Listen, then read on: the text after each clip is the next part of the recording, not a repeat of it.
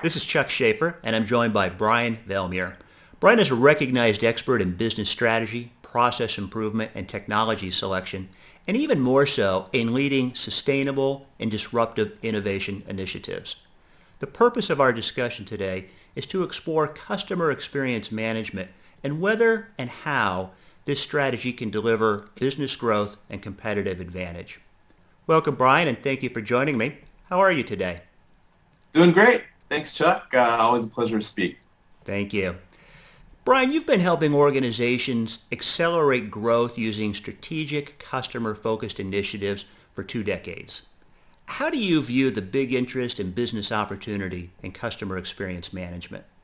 Cycle times are getting a lot shorter.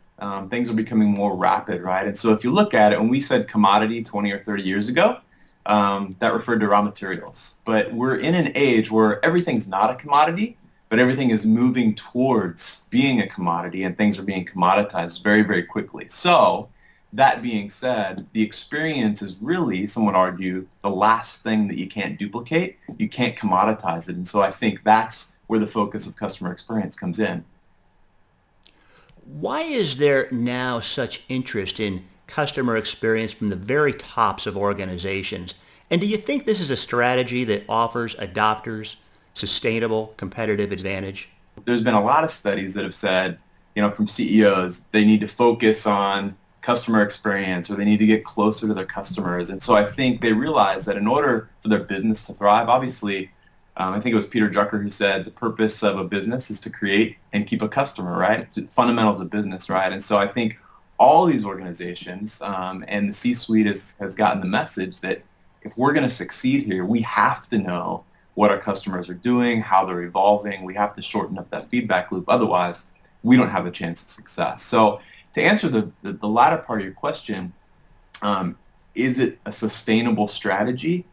I think it's an opportunity now and for the next few years for a focus or an intensified focus on customer experience to create opportunity to help organizations grow. But ultimately, I think it's table stakes. You have to. Otherwise, those that don't, they'll have a very short life. Very interesting. Let's talk about the challenges. If customer experience is a customer perception based on the sum of all customer interactions across all touch points and channels, it would seem the difficulty for companies seeking to maximize customer experience is nearly proportional to the rise in the volume of social and other channels. The proliferation of the channels where customers congregate is nonstop, and companies don't manage and sometimes can't integrate to those channels.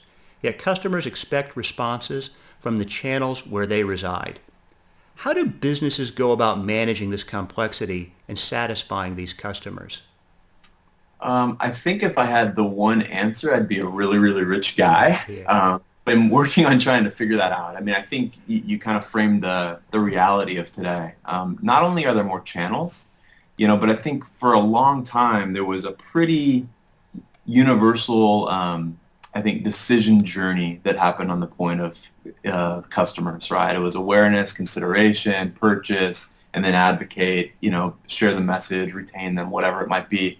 And what we've seen is a real disruption in how that takes place. Not only are there more channels, but I think the linearity of how customers make decisions has gone away. I think not only are customers trying to figure out how they buy, but I think consumers are trying to figure out how they buy. And the job of the organization is to understand what that customer journey is, right? And to provide the proper information at the proper touch point in that journey, right? So that may be delivered via the website, that may be delivered via an email, that may be delivered via social networks, which we haven't talked about yet, or it may be delivered in a totally offline scenario in a retail store or via a friend or whatever. And so I think the challenge is, and this is different for every organization, whether it be B2B or B2C, is to understand what the customer journey looks like the best you can, right? And like I said, it's nearly impossible for any organization to understand what that is today,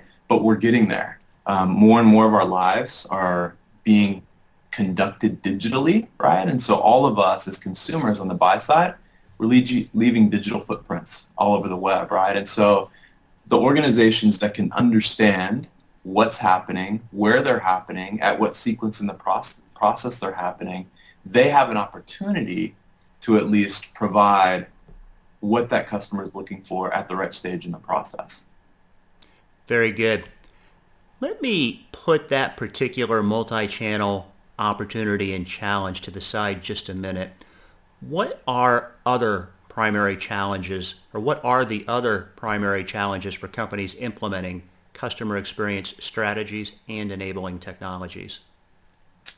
Yeah, I think the one that we just talked about, I would put under a large bucket of say gathering data, right? Understanding what our customer journey is, right? And that can take place a number of different ways, right? There's the traditional focus groups and surveys and that sort of stuff. More and more, we're able to track what visitors and prospects are doing as they interact with our content, and so that feeds in. But at the end of the day, you still just have a big pile of data, right? And that's one piece of the problem, and that's challenging enough as it is. But after that, now I think the challenge of creatively figuring out what do we do with this, right? Now that we understand a little bit better than we did last year or last quarter, what the challenges are and how our customers are interacting with us, how do we respond, right? And I think that's the next piece in the process is how do we respond to this? How do we improve the customer experience? How do we address what our customers are doing at each stage in the process? And if there's been ethnographic research, that may be how do we create new products and services to actually help what they're doing or what they're trying to accomplish, right?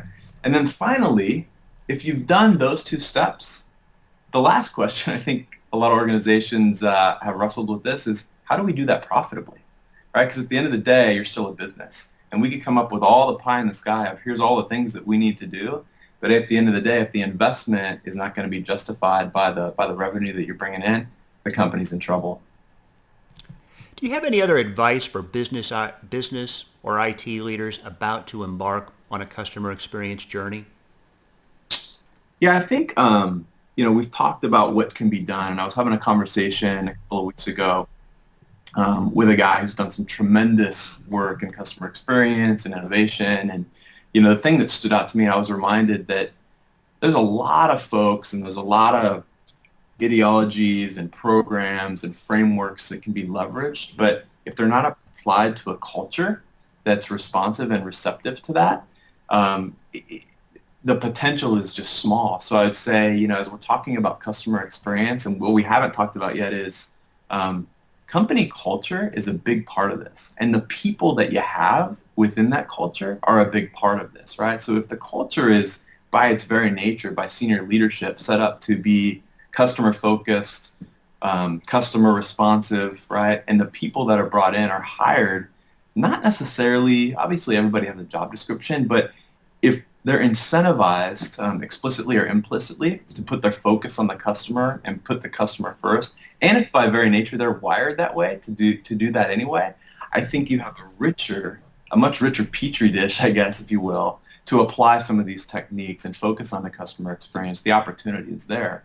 And I was reminded by this conversation because they've done amazing things in so many organizations that I see, whether it be, going back to the days of CRM or now talking about customer experience. The project has limited potential for success because the culture and the people involved, the opportunity is just not there, right? So for a lot of organizations, and I would remind business leaders and IT leaders is consider the culture, start there, and maybe there's some mind shift that has to take place as you're beginning to focus on customer experience. Very interesting point. And with that, we're at a good break point to conclude our conversation. This is Chuck Schaefer, and I've been joined by Brian Velmier. Brian, your comments have been insightful and I'm sure helpful for those business leaders seriously evaluating customer experience management adoption. Thank you for joining me today. Thanks, Chuck. Appreciated the conversation. Likewise.